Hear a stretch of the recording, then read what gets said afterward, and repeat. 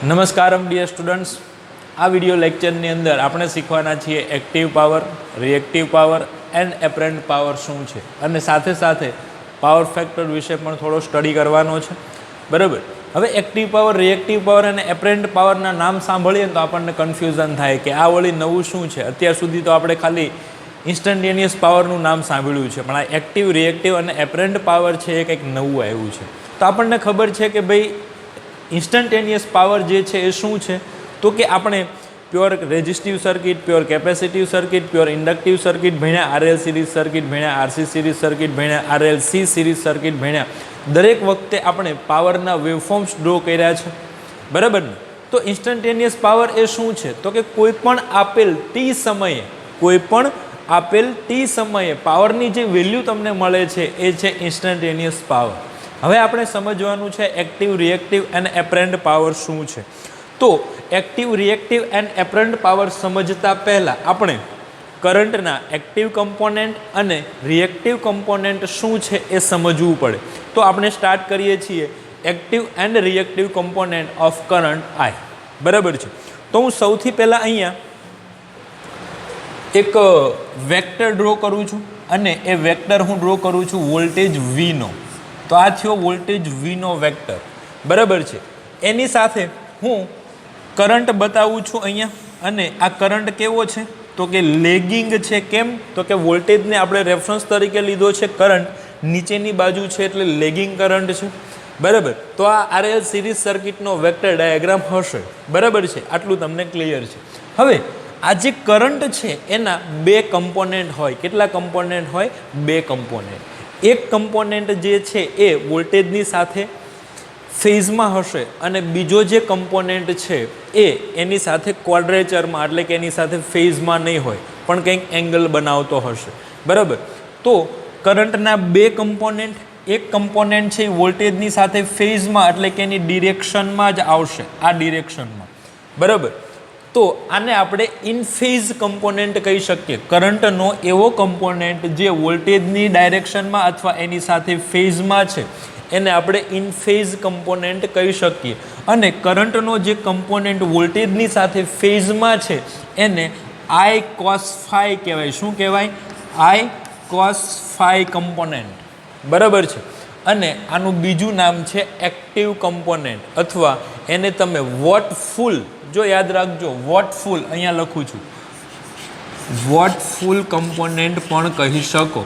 તો કેટલા નામ આપ્યા આપણે? તો કે કરંટ કે જેનો એક કમ્પોનેન્ટ વોલ્ટેજની સાથે ફેઝમાં છે, ઇન ફેઝ છે, એને એક્ટિવ કમ્પોનેન્ટ કહેવાય, ઇન ફેઝ કમ્પોનેન્ટ કહેવાય અને વોટફુલ કમ્પોનેન્ટ પણ કહેવાય. હવે કરંટનો બીજો કમ્પોનેન્ટ જે આ વોલ્ટેજ કરતાં ક્વોડ્રેચરમાં હશે, વોલ્ટેજની સાથે ક્વોડ્રેચરમાં હશે એવું કહેવાય. એ જે કમ્પોનેન્ટ છે એને વોલ્ટેજથી આવી રીતે ડ્રો કરાય. આમ આપણે અહીંયા વોલ્ટેજ કરતાં જે કરંટનો બીજો કમ્પોનેન્ટ છે એને 90 ડિગ્રીએ બતાવ્યો છે. કેટલા ડિગ્રીએ? જો આ એંગલ કેટલો બને છે? 90 ડિગ્રીએ. તો આ જે કમ્પોનેન્ટ છે કરંટનો એને આઈ સાઇન ફાઈથી રિપ્રેઝન્ટ કરાય, જે વોલ્ટેજની સાથે ક્વોડ્રેચરમાં છે. બરાબર છે. આને તમે ક્વોડ્રેચર કમ્પોનેન્ટ પણ કહી શકો, આઉટ ઓફ ફેઝ કમ્પોનેન્ટ પણ કહી શકો, અને એક યાદ રાખવા જેવું નામ છે વોટલેસ કમ્પોનેન્ટ. કેવું નામ છે? વોટલેસ કમ્પોનેન્ટ. અને રિએક્ટિવ કમ્પોનેન્ટ તો છે જ. બરાબર છે.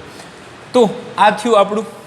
શું સમજ્યા અહીંયા આપણે? એક્ટિવ કમ્પોનેન્ટ એટલે શું અને રિએક્ટિવ કમ્પોનેન્ટ એટલે શું. તો એક્ટિવ કમ્પોનેન્ટ તમને યાદ રહી ગયો હશે, કરંટનો એવો કમ્પોનેન્ટ જે વોલ્ટેજની સાથે ફેઝમાં હોય, જેને આપણે આઈ કોસ ફાઈથી રિપ્રેઝન્ટ કરીએ છીએ, અને એને આપણે અગત્યનું નામ તરીકે વોટફુલ કમ્પોનેન્ટ અથવા એક્ટિવ કમ્પોનેન્ટ કહીશું. કરંટનો બીજો કમ્પોનેન્ટ જે વોલ્ટેજ સાથે વોલ્ટેજના ક્વોડ્રેચરમાં છે, જેને આઈ સાઇન ફાઈથી આપણે રિપ્રેઝન્ટ કરીએ છીએ, અને એને આપણે રિએક્ટિવ કમ્પોનેન્ટ અથવા વોટલેસ કમ્પોનેન્ટ કહીશું. બરાબર છે. આટલું સમજવાનું હતું એક્ટિવ, રિએક્ટિવ અને એપરન્ટ પાવર સમજતા પહેલાં. Is it clear? હવે હું શું કરું છું જોજો, આ જ વેક્ટર ડાયાગ્રામને થોડો હું મોડિફાઈ કરીશ. બરાબર. આ તમને હવે ખબર પડી ગઈ છે. આમ તો અહીંયા જ કરી દઈએ, આપણે નવો નથી ડ્રો કરવો. હવે આ જે એક્ટિવ કમ્પોનેન્ટ છે આઈ કોસ ફાઈ, એને હું વોલ્ટેજ વડે મલ્ટીપ્લાય કરું છું. શું કરું છું? મલ્ટીપ્લાય કરું છું. જો આને હું વીથી મલ્ટીપ્લાય કરી દઉં તો વી આઈ કોસ ફાઈ થઈ ગયું. એ જ રીતે જે રિએક્ટિવ કમ્પોનેન્ટ છે, કયો કમ્પોનેન્ટ? રિએક્ટિવ કમ્પોનેન્ટ આઈ સાઇન ફાઈ, એને પણ હું શું કરીશ તો કે વોલ્ટેજથી મલ્ટીપ્લાય કરી દઈશ. તો આઈ સાઇન ફાઈને વોલ્ટેજથી મલ્ટીપ્લાય કરશું તો આપણને શું મળશે? વી આઈ સાઇન ફાઈ. તો પછી અહીંયા જે કરંટ છે, આ કોનો વેક્ટર હતો? કરંટનો. એને પણ હું કોનાથી મલ્ટીપ્લાય કરીશ? વોલ્ટેજથી. તો આપણને ખબર છે કે કરંટને જ્યારે વોલ્ટેજથી મલ્ટીપ્લાય કરવામાં આવે ત્યારે શું બની જાય? એ વી આઈ બની જાય છે. ને વી આઈ એટલે શું થાય? વોલ્ટેજ ઇન્ટુ કરંટ એટલે શું થાય? તો કે પાવર થાય. બરાબર છે. તો અહીંયા જો આપણી પાસે 3 પાવર હવે આપણને જોવા મળે છે. વી આઈ કોસ ફાઈ, કારણ કે વી અને આઈનું મલ્ટિપ્લિકેશન તમે કરશો તો તમને શું મળશે? પાવર મળશે. બરાબર. અહીંયા એક્ટિવ કમ્પોનન્ટ અને રિએક્ટિવ કમ્પોનન્ટ સાથે વોલ્ટેજનો આપણે ગુણાકાર કર્યો છે અને અહીંયા ખાલી આઈ સાથે વોલ્ટેજનો ગુણાકાર કર્યો છે. તો આ ત્રણેય આપણને શું મળશે? તો કે પાવર મળશે. શું મળશે? પાવર. બરાબર છે. તો વી આઈ cos phi, V I sine phi અને ખાલી વી આઈ. બરાબર. તો આની અંદર જે વી આઈ કોસ ફાઈ છે એને આપણે કહીશું પી. પાવર છે પી બરાબર વી આઈ કોસ ફાઈ. બરાબર. અને આને શબ્દોમાં શું કહીશું? તો કે એક્ટિવ અથવા જો અહીંયા ઓર લખું છું, રિયલ ઓર એટલે અથવા, ટ્રુ, ટ્રુ એટલે સાચું, ટ્રુ પાવર. વી આઈ કોસ ફાઈ એ શું છે? પાવર છે. એનું નામ શું છે? તો કે એક્ટિવ પાવર અથવા રિયલ પાવર અથવા ટ્રુ પાવર. બરાબર. 3 નામ છે એના. અને આ જે એક્ટિવ પાવર છે એનો યુનિટ જો એકમ ખાસ યાદ રાખવાનો છે, એનો યુનિટ છે કિલો વોટ. એનો એકમ શું છે? Kilo watt. બરાબર. અને એક્ટિવ પાવર એ ખરેખર સર્કિટની અંદર કન્ઝ્યુમ થાય છે, જે વપરાય છે. જે પાવર સર્કિટની અંદર કન્ઝ્યુમ થાય, વપરાય એવા પાવરને એક્ટિવ પાવર કહેવાય. બરાબર છે. હવે બીજો પાવર છે વી આઈ સાઇન ફાઈ. કેવો છે? V I sine phi. એને આપણે ક્યુથી રિપ્રેઝન્ટ કરવાનો છે. શેનાથી રિપ્રેઝન્ટ કરવાનો છે? ક્યુ વડે. તો ક્યુ બરાબર વી આઈ સાઇન ફાઈ. આનું નામ શું છે? તો કે રિએક્ટિવ પાવર. કેવો પાવર છે? Reactive power. અને તમને પૂછવામાં આવે કે ભાઈ રિએક્ટિવ પાવરનો જે યુનિટ છે, એકમ છે, એ શું છે? તો જોજો મસ્ત એકમ છે kVAR.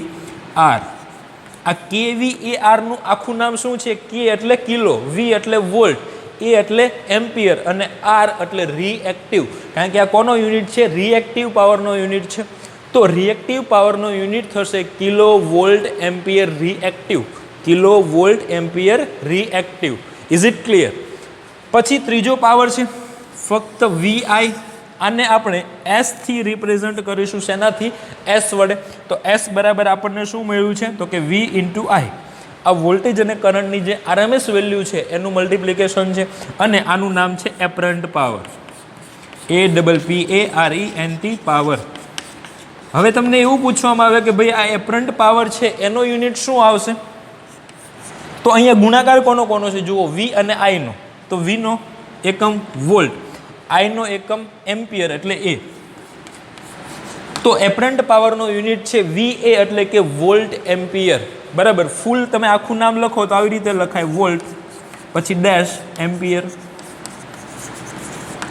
બરાબર. અને આ એપરન્ટ પાવર છે એ એક્ટિવ પાવર અને રિએક્ટિવ પાવરનો સરવાળો છે. શું છે? સરવાળો. એ કઈ રીતે? તમે જુઓ. હવે આને આપણે નામ આપી દઈએ. આ વી આઈ કોસ ફાઈને શું નામ આપ્યું? પી. પછી વી આઈ સાઇન ફાઈને શું નામ આપ્યું? ક્યુ. અને આને શું નામ આપ્યું? એસ. આ એંગલ વોલ્ટેજ અને કરંટ વચ્ચેનો કેટલો હશે? તો કે ફાઈ જેટલો હશે. આ એંગલ કેટલો હશે? ફાઈ જેટલો હશે. બરાબર. તો આ આપણો કર્ણ છે ને, આ કારણ કે એક્ટિવ પાવર અને રિએક્ટિવ પાવરના એડિશનથી, સરવાળાથી આપણને એપરન્ટ પાવર મળે છે. તો અહીંયા પાયથાગોરસનું પ્રમેય આપણે એપ્લાય કરશું તો આપણને શું મળશે? તો કે કર્ણ એટલે કે એસ સ્ક્વેર બરાબર શું આવશે? પી સ્ક્વેર પ્લસ ક્યુ સ્ક્વેર. પી સ્ક્વેર પ્લસ ક્યુ સ્ક્વેર. અને ખાલી એસ બરાબર હું લખીશ તો શું મળશે મને? તો કે √ p² + q². Is it clear? તો અગેન એક્ટિવ પાવર એટલે કે એવો પાવર જે સર્કિટની અંદર કન્ઝ્યુમ થાય છે, એબ્સોર્બ થાય છે અથવા ડિસિપેટ થાય છે, એવા પાવરને એક્ટિવ પાવર કહેવાય. એનું ઇક્વેશન VI cos phi છે, જેના અલગ અલગ નામ આપણે લખ્યા: એક્ટિવ, રિયલ અથવા ટ્રુ પાવર, જેનો એકમ કિલોવોટ છે. રિએક્ટિવ પાવર જે સર્કિટની અંદર કન્ઝ્યુમ થતો નથી, એ લોડથી સોર્સ તરફ જશે ને એવો ને એવો પાછો વહી આવશે. બરાબર, એ કોઈ કન્ઝ્યુમ થતો નથી, વપરાતો નથી. તો એનું ઇક્વેશન છે Q = VI sin phi, જેને આપણે રિએક્ટિવ પાવર કહીશું અને એનો યુનિટ છે કિલોવોલ્ટ એમ્પિયર રિએક્ટિવ. અને એક્ટિવ પાવર અને રિએક્ટિવ પાવરના સરવાળાથી જે પાવર મળે છે એનું નામ છે apparent power. S = VI, apparent power કહીશું, એકમ છે વોલ્ટ એમ્પિયર. બરાબર, પછી પાયથાગોરસનું પ્રમેય આપણે એપ્લાય કર્યું તો આપણને મળ્યું S² = p² + q², અને ખાલી S = √ p² + q². Is it clear? હવે આની સાથે સાથે આપણે શું સમજવું છે? તો કે ભાઈ આ પાવર ફેક્ટર શું છે? પાવર ફેક્ટર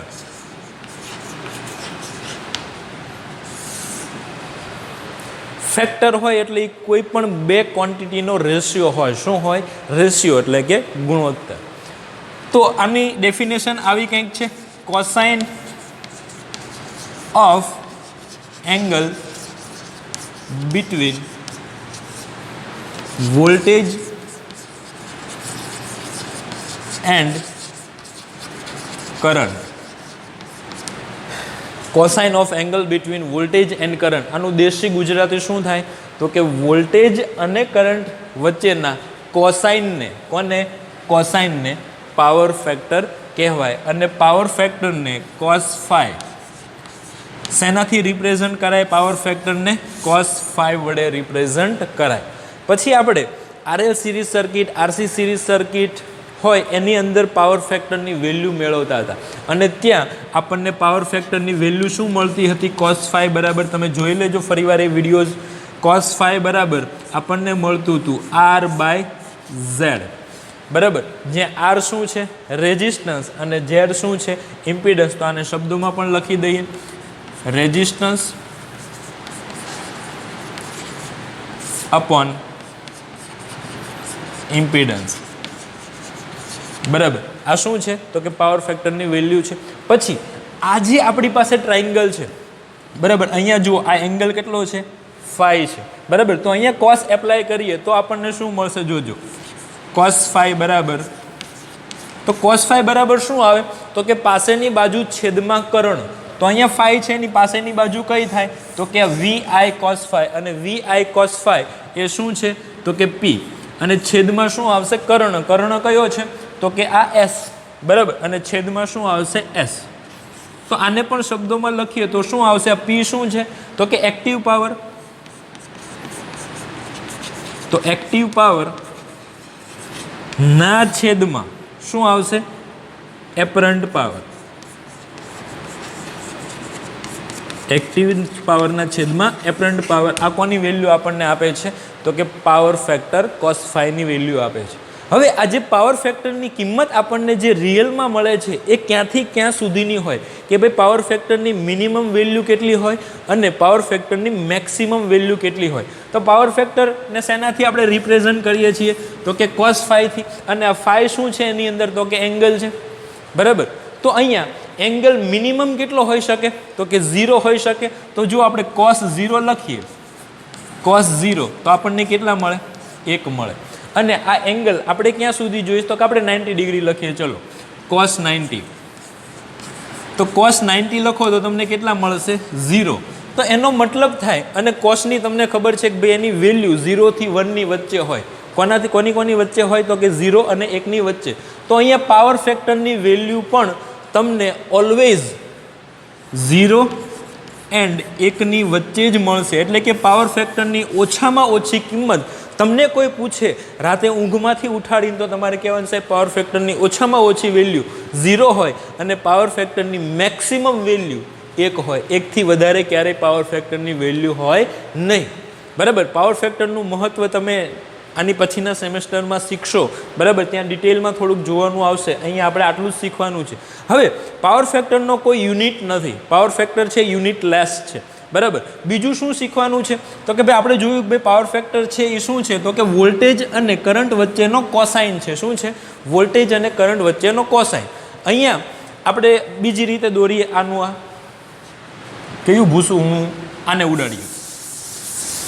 જુઓ આ રીતે હું વોલ્ટેજ ડ્રો કરું. અહીંયા આ તમારો વોલ્ટેજનો વેક્ટર છે અને આ એનાથી કરંટ જે છે એને હું લીડિંગ બતાવું છું.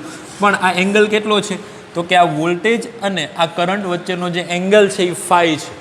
તો અહીંયા પણ આપણને પાવર ફેક્ટર મળે cos φ મળી શકે, બરાબર.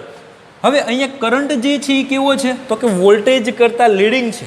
તો આ કેસની અંદર અને આ કેસ ક્યાં આપણને જોવા મળે તો કે જ્યાં કેપેસિટિવ સર્કિટ હોય ને ત્યાં. આરસી સિરીઝ સર્કિટની અંદર પણ જોયું તો આપણને વેક્ટર ડાયાગ્રામ આવો મળ્યો હતો. પ્યોર કેપેસિટિવ સર્કિટ હતી તો ત્યાં કરંટ લીડિંગ હતો, પણ 90 ડિગ્રીએ લીડિંગ હતો, પણ કરંટ લીડિંગ હોય છે. તો જે કેસની અંદર કરંટ લીડિંગ હશે એ કેસમાં તમને પાવર ફેક્ટર લીડિંગ મળશે. કેવો મળશે? લીડિંગ. ધારો કે તમને પાવર ફેક્ટરની વેલ્યુ મળી 0.9 મળી, એક્ઝેક્ટ એક તો મળવી પોસિબલ નથી, 0.9 સમથિંગ મળી, એકની નજીક, અને કરંટ જે છે એ કેસની અંદર લીડિંગ છે. તો પાવર ફેક્ટર તમે કઈ રીતે લખશો તો કે 0.9 લીડિંગ. પાવર ફેક્ટરની વેલ્યુ આવી રીતે લખાય. ધારો કે આનાથી રિવર્સ કેસ હોય, અહીંયા વોલ્ટેજ હોય અને એનાથી લેગિંગ હોય કરંટ. આરએલ સિરીઝ સર્કિટને યાદ કરો, આ વોલ્ટેજ છે, આ કરંટ છે. આર ખાલી પ્યોર ઇન્ડક્ટિવ સર્કિટ હોય તો કરંટ લીડિંગ જ આવે, પણ 90 ડિગ્રી લીડિંગ આવે. તો અહીંયા પણ પાવર ફેક્ટર આપણને મળે, અને અહીંયા જે પાવર ફેક્ટર મળે એને વિદ્યાર્થી મિત્રો લેગિંગ કહેવાય. શું કહેવાય? લેગિંગ. કેમ તો કે કરંટ અહીંયા લેગિંગ છે એટલા માટે. ધારો કે અહીંયા પાવર ફેક્ટરની વેલ્યુ મને 0.5 મળે છે આ કેસની અંદર, તો એની પાછળ મારે લખવું પડશે લેગિંગ. કેમ તો કે કરંટ અહીંયા કેવો છે? લેગિંગ છે. Is it clear? તો જે કેસની અંદર કરંટ લીડિંગ હશે એ કેસમાં જે પાવર ફેક્ટર મળશે એ પાવર ફેક્ટર લીડિંગ મળશે, એને લીડિંગ પાવર ફેક્ટર કહેવાય. અને જે કેસની અંદર કરંટ જે છે એ લેગિંગ હશે અને ત્યાં જે પાવર ફેક્ટરની વેલ્યુ તમને મળે છે એને લેગિંગ પાવર ફેક્ટર કહેવાય. કેવો કહેવાય? Lagging power factor. તો આઈ હોપ કે તમને એક્ટિવ પાવર, રિએક્ટિવ પાવર અને એપરન્ટ પાવરની સાથે સાથે પાવર ફેક્ટર પણ વ્યવસ્થિત રીતે સમજાઈ ગયું હશે. તો આ વિડીયો લેક્ચર માટે બસ આટલું જ. Thank you. જય હિન્દ, જય ભારત એન્ડ વંદે માતરમ.